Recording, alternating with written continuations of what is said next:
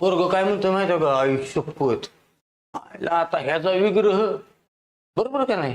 पोरग म्हणतोय सर कसं काय कसा ह्याचा विग्रह कसा पाडायचा.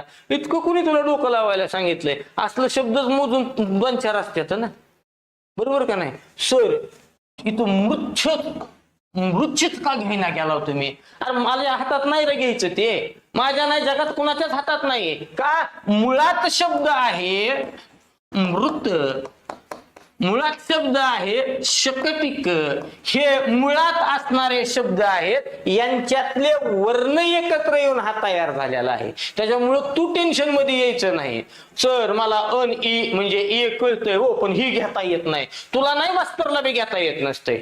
मास्तरला सुद्धा कधी घेता यायला लागलं, मास्तर ज्या वेळेस शिकवायला उभा राहिला, शिकवू वाचू बघू डोक्यात बसलं, तेव्हा कळलं मृत आणि शकटिक एकत्र आल्यानंतर मृत शकटिक नियमानुसार तयार होतो. त्याच्यामुळं लय टेन्शन मध्ये यायचं नाही.